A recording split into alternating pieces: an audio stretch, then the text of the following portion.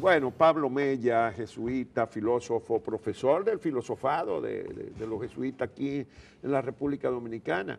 No vamos a permitir que te manden por allá para el extranjero, ni que por más que te asciendan, como hicieron con el padre Mario, o se llevaron de aquí a Jorge Cela. Espérate un momentito, no más de aquí, a menos que no sea para sustituir al Papa Francisco. O sea, cualquiera que salga de aquí para Roma o para un cardenalato allá formal lo vamos a permitir, pero de ahí para abajo nada. Díganos, ¿cómo va la situación? El Papa, le ha tocado al Papa Francisco una gran misión de renovar la Iglesia Católica en un periodo tan difícil. Le han explotado más de una bomba casi en las manos. Y ahí está el Papa, con algunas incluso resistencias a las reformas y a las nuevas orientaciones, con un sentido más humano de la vida y de la religiosidad, aterrizando un poco en las dolencias de los seres humanos. Díganos, ¿cómo ve el papado de Francisco? Bueno, lo primero, la sensación que uno tiene como miembro activo de la iglesia, Sí. uno también a veces, como tengo esa especie de doble militancia, es decir, por un lado, porque intento integrarla, por un lado uno es miembro activo de la iglesia y por otro lado también uno hace el esfuerzo de hacer análisis sociales, estudios, etcétera. Entonces, viendo las dos caras, yo creo que las dos caras coinciden.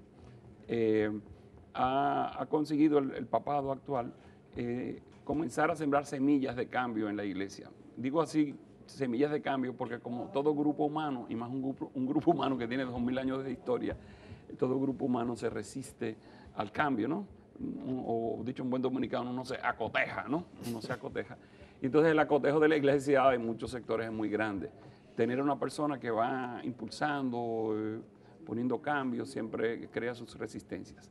Sin embargo, el balance es netamente positivo, tanto desde el punto de vista social como desde el punto de vista, yo diría así, de la esperanza eclesial. Es decir, la misma iglesia tiene que aprender, la iglesia católica, hay que insistir, ¿no? Iglesia católica, hay muchas iglesias cristianas, la iglesia católica tiene que aprender a dialogar con la modernidad. Este proceso comenzó a finales del siglo XIX sobre todo, y la primera reacción de la iglesia fue la cerrazón. Hubo un gran proceso de cerrazón, más grande inclusive que el de siglos anteriores. Eso tú te refieres en el ámbito de lo social, con la encíclica Rerum Novarum de 1890, Ahí comenzó la apertura. 91. Ahí comenzó la apertura. En No, el la cerrazón es sobre todo un instrumento de administración eclesial que se llama el sílabo del Papa Pío IX, que fue en 1870, como 20 años antes de la encíclica que está refiriendo. Ahí hubo un proceso de reforzamiento administrativo del papado y una serie de desconfianzas en torno a la modernidad, porque la iglesia comenzaba a perder el gran poder que tenía social, ¿no? Entonces, ha habido un proceso de aprendizaje que ha tomado más de 100 años y yo creo que el Papa Francisco de alguna manera impulsa y recoge ese proceso de apertura que se cristalizó en el Concilio Vaticano II y en sus secuelas. El concilio fue convocado a finales de los 50, ¿verdad? 58. Comenzó, sí, en el 61 se hizo la convocatoria con el Papa Juan XXIII fue que convocó ese concilio. Y de ahí, bueno, de este proceso de apertura y de aprendizaje del diálogo con la modernidad, con la sociedad contemporánea, entonces surgieron en América Latina estos grandes documentos que intentaban también poner al día la presencia de la iglesia, comenzando con el documento de Medellín, después siguiendo con el documento de Puebla. Hace 50 años ahora, en estos días, del documento de Medellín, la conferencia del episcopado reunida en Medellín, Colombia, proclamó a la iglesia compromisaria con los más pobres de una manera muchísimo más firme y doctrinal que nunca antes en la región, por lo menos. Y hasta avanzó en términos de las encíclicas, más allá de las encíclicas. Y produjo mucha conmoción en la iglesia latinoamericana. ¿Cómo se ve esos 50 años después? Claro, el lenguaje es curioso. Voy a poner dos ejemplos. Uno te va a sorprender, o creo que les va a sorprender, y no sé si a los amigos televidentes también. Bueno, el primer punto, que es el más conocido, es que con Medellín comienza a oficializarse, es decir, a hacer como un estilo de vida eclesial, algo que venía gestándose en la vida cotidiana de las comunidades eclesiales de base, que fue lo que acabó formulándose con la especie de eslogan opción preferencial por los pobres, ¿no? Entonces, año 68, año emblemático, año de todas las revueltas, aquí Diablo, también hubo 68 revueltas. sí fue grande. Dios mío. El Ese es el 68 68. en el mundo entero, ¿no? ¿Eh? Aquí también hubo huelga. Hace 3 días se cumplieron 50 años de la matanza de Tlatelolco, Tlatelolco, en México. sí. Entonces, Pero en fue ese- el año de la invasión de Checoslovaquia por los rusos. Exactamente, 68 y La después muerte la de París, ¿no? de Bobby Kennedy y de Martin Luther King. También. 68. Las revueltas de los, en Estados Unidos, las revueltas raciales que estallaron ese año. Entonces es un año muy emblemático, muy sintomático, parece que se conjugaron de esas corrientes profundas de la sociedad y, vamos a decir, emergieron en distintos puntos al mismo tiempo, como suele pasar con los grandes procesos históricos. Como En diría, París casi tumbaron el gobierno de Exactamente, De Gaulle, sí. ¿verdad? Y siguió el hay destino de él. un filósofo que se llama Karl Jaspers que habla del tiempo axial, como que hay corrientes grandes de la humanidad, hoy tenemos teorías evolutivas, como que se van juntando y de repente como que emergen. Digamos que el 68 fue un año Y axial. en Alemania también, Sí. en todas partes hubo líos. Y en ese año, evidentemente, recordemos que estamos en Guerra Fría, entonces cuando se intenta ya darle cuerpo y mediación a una intuición, en este caso hay que optar por los pobres, entonces vino todo, que es lo más conocido, todo el proceso del diálogo con el marxismo, etcétera, y ahí entonces entró la discusión y la tensión dentro de la iglesia de si se había, vamos a decir, izquierdizado o marxizado la iglesia. Ese es como el aspecto más conocido y el famoso afero o contradicción sobre la teología de la liberación. Pero yo quiero señalar un punto que no se conoce o poco conocido.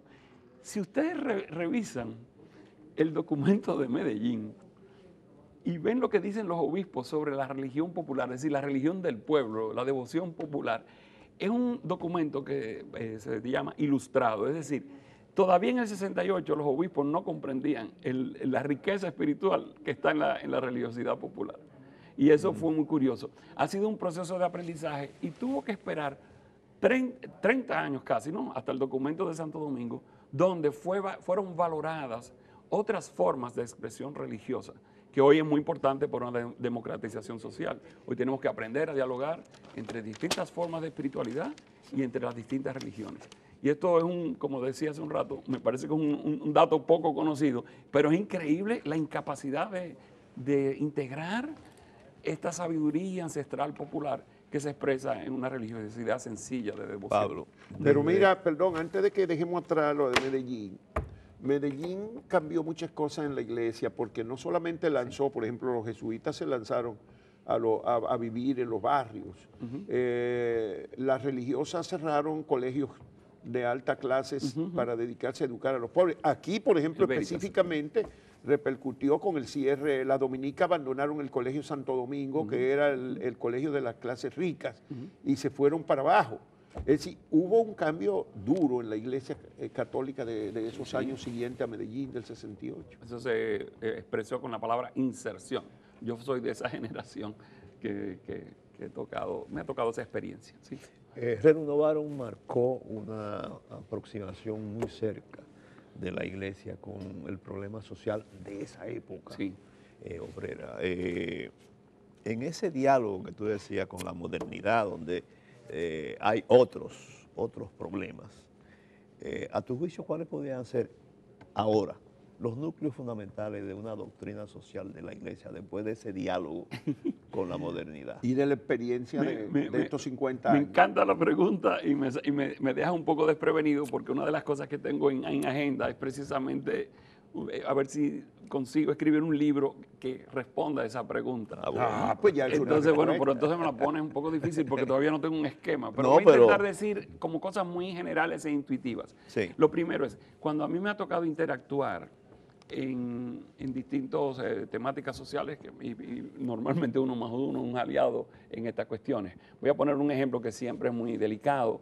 Yo he escrito 3 ensayos y he sacado un pequeño librito sobre el tema de la soberanía que salió en el segmento anterior. Entonces yo he hecho un rastreo de la evolución de la noción de soberanía.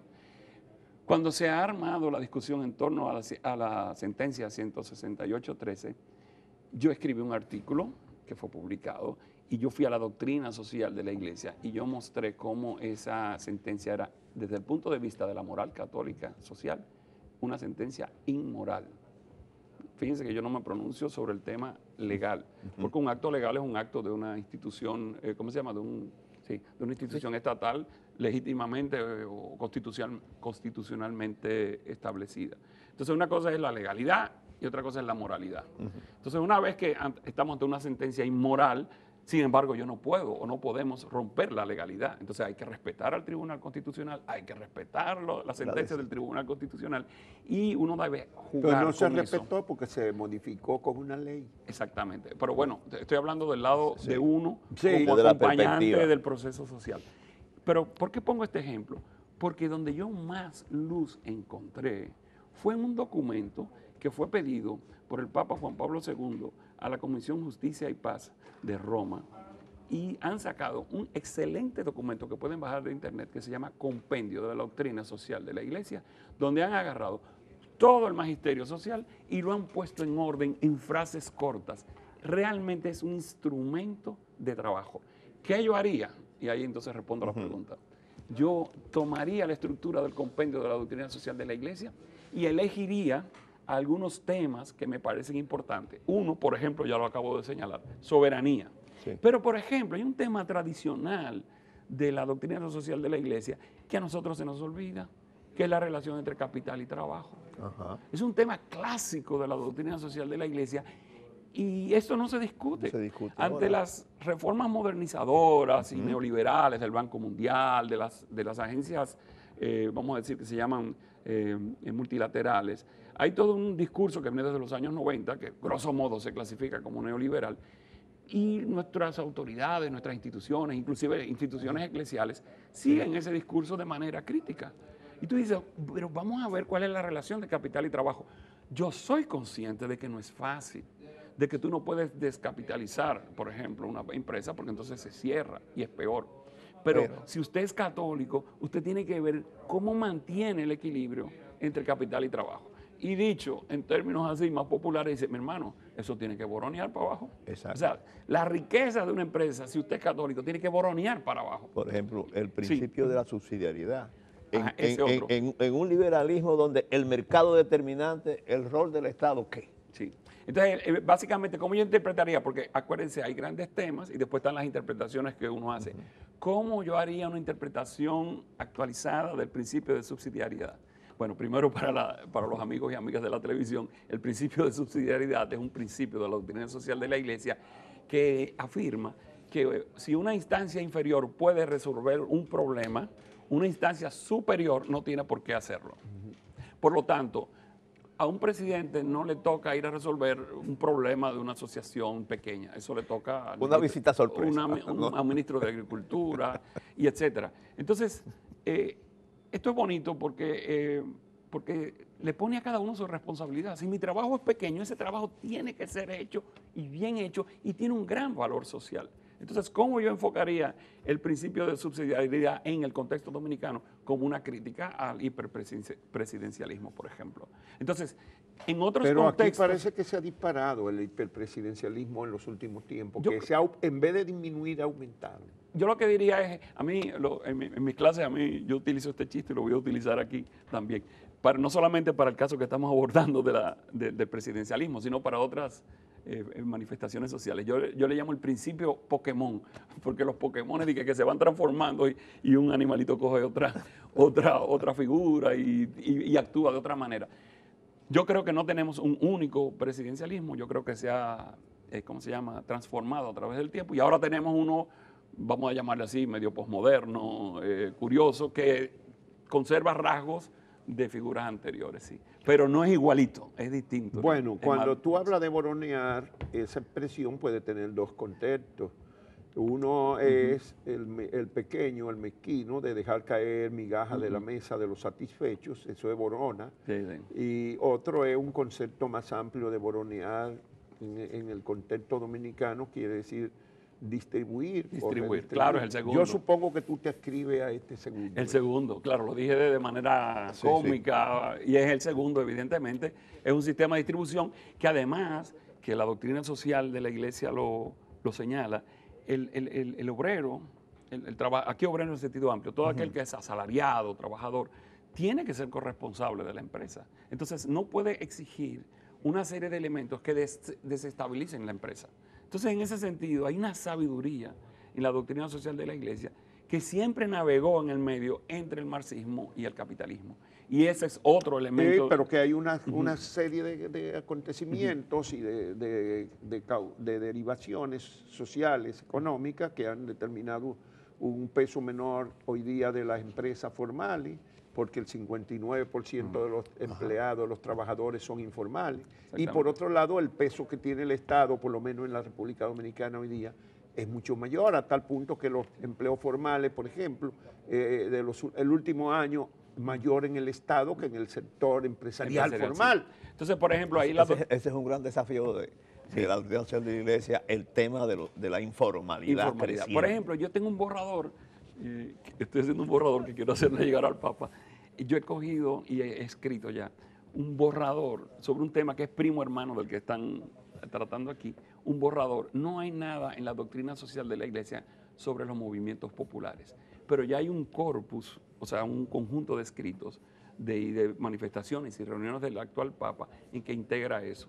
El tema tradicional de la doctrina social de la Iglesia es el sindicato. Ajá. Entonces, ahora sería cómo integrar los movimientos populares. Entonces, yo tengo un borrador sobre eso. Bueno, ten cuidado que eso es arena movediza. Sí, precisamente. Aunque ya no está el Papa Benedicto ni el Papa Juan Pablo II, que sobre todo este último, que estigmatizó duramente las corrientes más progresistas de la Iglesia latinoamericana, y lo llamada teología de la liberación, que anda rondando por ahí, el Papa Francisco ha reivindicado en alguna medida algunos de los que eran condenados al ostracismo. Claro, sí. Pero aquí fíjense, es un tema, porque el tema de los movimientos populares es bonito, pero también el mismo es ambiguo. Entonces sería bonito una palabra de la Iglesia.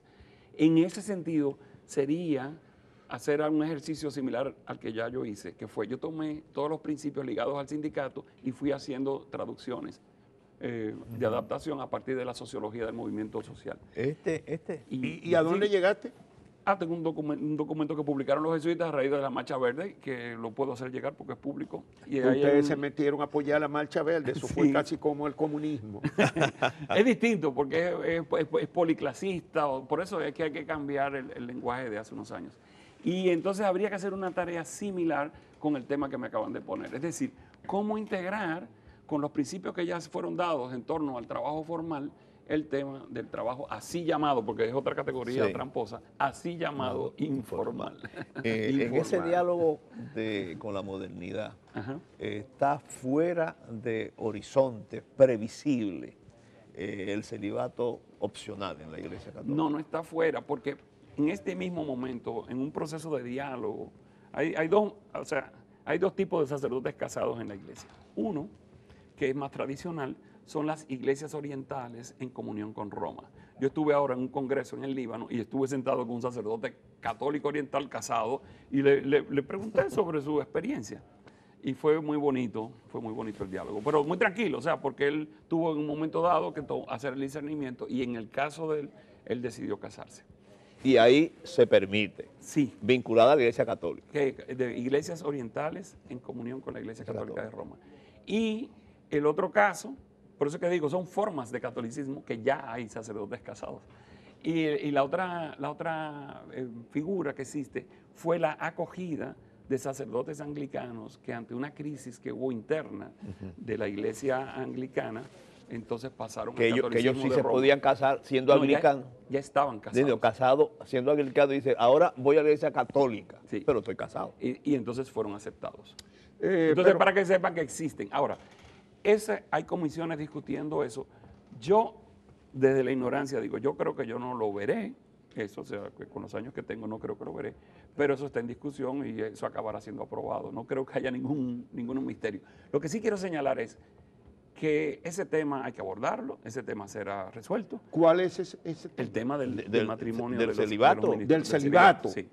Ese tema hay que abordarlo, ese tema hay que resolverlo, pero es una ingenuidad pensar que eso va a cambiar radicalmente muchos de los escándalos que estamos viendo. Eso no es tan piloto automático. Es decir, Sí, pero puede ayudar. ayuda, Y pero sobre no todo, es la solución. y sobre todo aterriza un poco más. Pero hay otros temas que son más, digamos, más, que se imponen muchísimo más en la iglesia. Y Papa Francisco parecía encaminado, por ejemplo, cuando habló de las mujeres divorciadas o los divorciados, sí. que pareció abrirle la puerta Sí. un poco a eso. Y por otro lado está el asunto de los anticonceptivos, que son cosas que ya son tan universales. Por ejemplo, las mujeres católicas, yo recuerdo que en los años 60 ya, cuando el Papa Pablo VI creó una comisión pontificia para estudiar si se permitía o no el uso de anticonceptivos, las encuestas indicaban que en Europa el 80% de las mujeres católicas ya usaban anticonceptivos. Hoy día deben andar por el 90 o 95, y en todo el mundo. Eso, cuando la iglesia no le está llegando el momento, el Papa Francisco parecía impulsado, los conservadores lo frenan. Sí. Entonces ese tema fue abordado, que es lo que estoy buscando aquí, en la llamada exhortación apostólica del Sínodo sobre la familia, llamada Amoris Laetitia. En esta encíclica, que es la que curiosamente ha causado, en esta exhortación apostólica, que es la que ha causado más ruido en los sectores más conservadores de la iglesia, pues precisamente va en esta línea.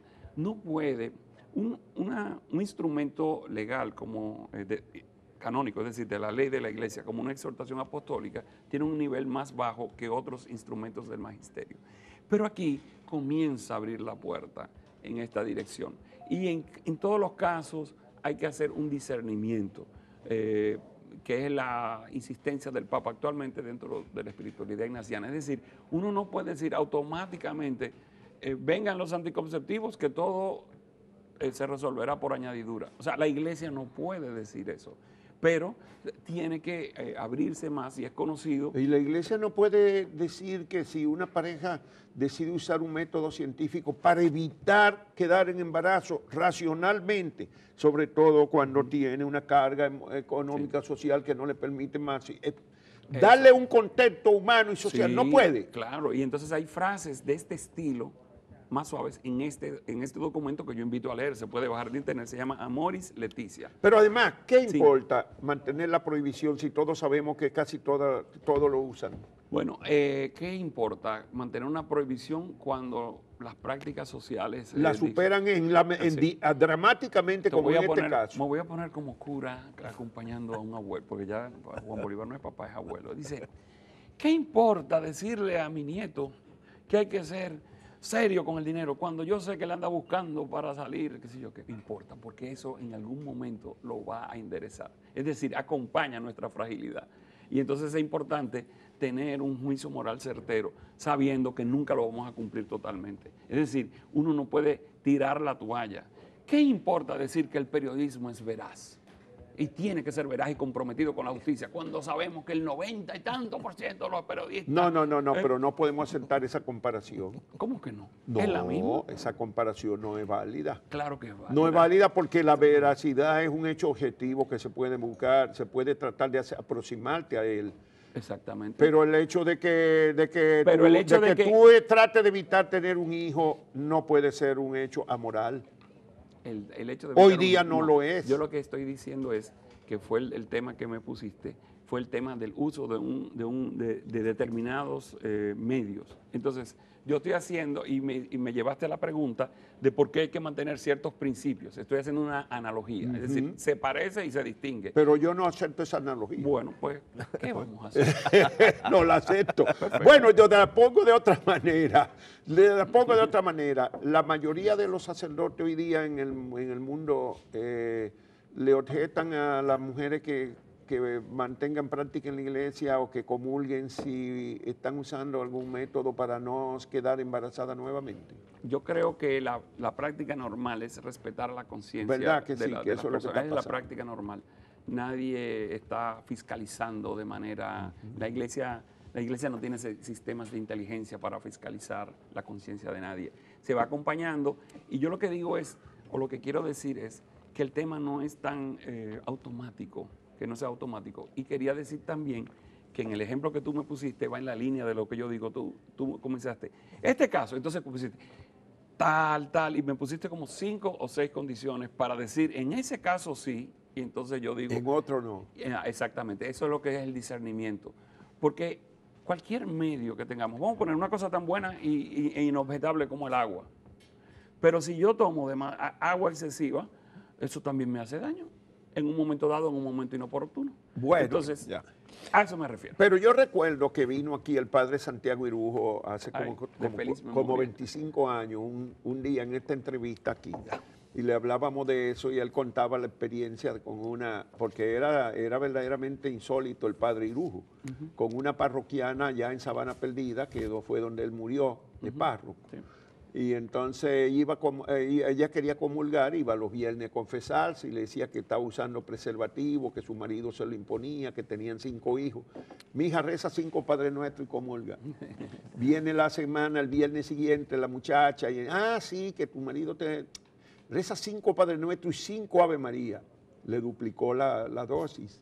Cuando vino el siguiente viernes le dice, eso cuenta Irujo aquí, le dice, mija, ¿y por qué no te arreglas?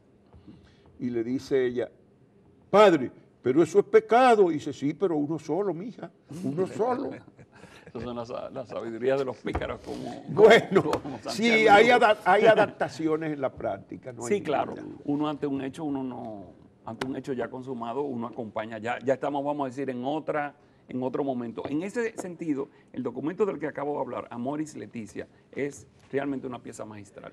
Pero Mira, el Papa sigue adelante o está frenado por los movimientos conservadores. O sea, las dos cosas. Las dos cosas. Las dos cosas. Dentro- Sigue adelante Y tiene que Dentro del Frente Conservador, él continúa. las dos cosas, sí. Gracias por acompañarnos en este viernes. Se quedaron muchas cosas en el tintero. Anda, pues bueno, volvemos otro Hay día. que Bueno. volver otros viernes. Y así hay que seguir conversando con Sí. este cura insólito que es el padre. Pablo, Pero yo Pablo, quiero Mira, cobrar Pablo, aquí mi venida aquí. Con Como Sí, hablamos el- del 68 y dijimos de tantas cosas, hay que decir otras más. El 68, los Beatles estaban explotando en el You mundo. say you want a Y revolution. Joan Manuel Serrat también, que empezó aquí en el 68 a conocerse. Llegó aquí Joan Manuel Pero Serrat. él quiere decir una comercial de estudio social. Sí, simplemente de un segundo. estudios sociales. Que estamos celebrando los 50 años de estudios sociales. Aquí tengo las pruebas de imprenta. Va a salir una revistota bien grande. ¿Cuándo va a ser la celebración? La celebración la vamos a tener el 18 de octubre para el grupo de los lectores y de los amigos. Pero queremos invitar a que adquieran nuestra revista y que la lean. Y esa es de las revistas que ha durado mucho. Esta es la decana de ciencias sociales del país. Sí, señor. Así es. Muy bien. Ahí nos vamos. Vámonos para el 68. Que allá quedó su ventura en la playa de Barcino frente al mar. ¿Cuántas veces Don Quijote por esa misma llanura en horas de desaliento así te vino pasar? ¿Cuántas veces te grito? Hazme un sitio en tu montura y llévame a tu lugar. Hazme un sitio en tu montura, caballero derrotado. Hazme un sitio en tu montura, que yo también voy